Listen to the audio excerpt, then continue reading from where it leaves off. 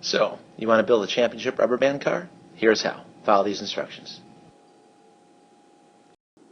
Okay, in step one here you have to get 2 large paper clips, and you're going to begin right here by opening them up that way, because if you open them up the other way, they'll usually break. But open them up as shown in the picture, and once you get them open, they're going to be kind of straightened like that, and I'll say kind of. Obviously they're not very straight. These are going to be your wheel axles and your propeller shafts, so they need to be really straight so they can spin freely within the straw. And if you look in this picture right over here, I'm just using a pair of needle nose pliers to try and bend that, and a lot of it is just putting that in the pliers and applying your thumb pressure right there, and little movements back and forth get that thing straight. You can even bend the end of it. If you look right up here,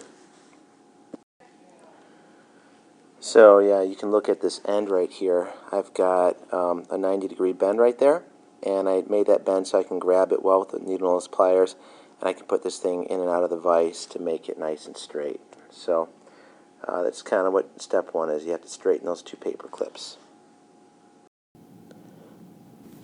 Okay, as you guys look at this paper clip on the left here, it's not quite straight enough. I'm grabbing it with my hand and I'm twirling it a little bit, turning over on the other side, giving it a twirl, and you can see how much it moves or precesses around that axis, and that's not good at all. If you guys look at this other one here, we've got a pretty darn straight paper clip.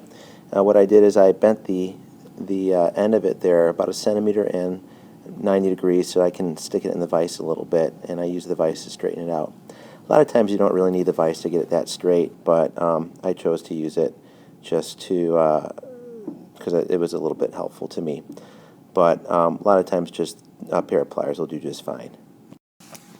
Okay, to draw and cut your wheels, the first thing you have to do is open your compass here to 4.5 centimeters wide. And after you get it open to 4.5 centimeters wide, then you're going to want to go ahead and follow what's going on in this video right here. Okay, you can see what I'm trying to do here is position my compass on the index card so that I can get that 4.5 radius wheel right in the corner. You can see I'm coming off the page a little bit right there, so I have to be careful.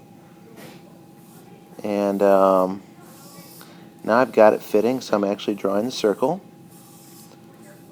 and you can see I've got that drawn pretty well. And now I'm going to the other side, and what I'm going to do over there is do the same type of thing. I'm going up to the edges just as much as I can, and then I'm getting it drawn. If you don't go up to the edges just as much as you can, you're not going to be able to fit all 4 wheels on the card. After you got those big wheels, you're going to go ahead and take your compass and resize it to make a radius of 2.1 centimeters, and then you're going to draw 2 wheels, as you can see right there and there. And you want to make sure that the wheels don't go to the edges over here. You don't want to be on the edges at all, because if you are, then you'll have a flat spot in your wheel, and your wheels won't turn right, or they won't roll right, I should say.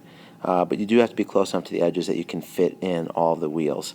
Also notice too, I'll show you here in green, right in the middle of that green circle there's a dot. There's a dot there, there's a dot there, and a dot there. That dot is important for you to mark when you're actually drawing your wheels with your compass. You need to mark that center spot because we're going to put a hole in there in just a little bit, and the axle is going to extend through that hole.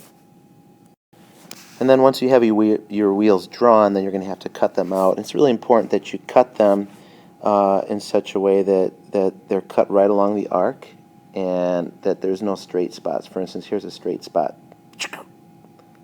That looks really bad, doesn't it? But if that's what you do, and that's of course very exaggerated right there, but even just a little edge like that is going to cause your wheels to rotate only so far, and then once they get to that spot in the rotation, they're just going to stop and not rotate anymore. So it's important that you cut really good arc all along there. So that's how you make your wheels. And at this point I'm going to say over and out, and I'll make another short screencast to show you what steps to do after you get your paper clip straightened and your wheels cut out. Thank you.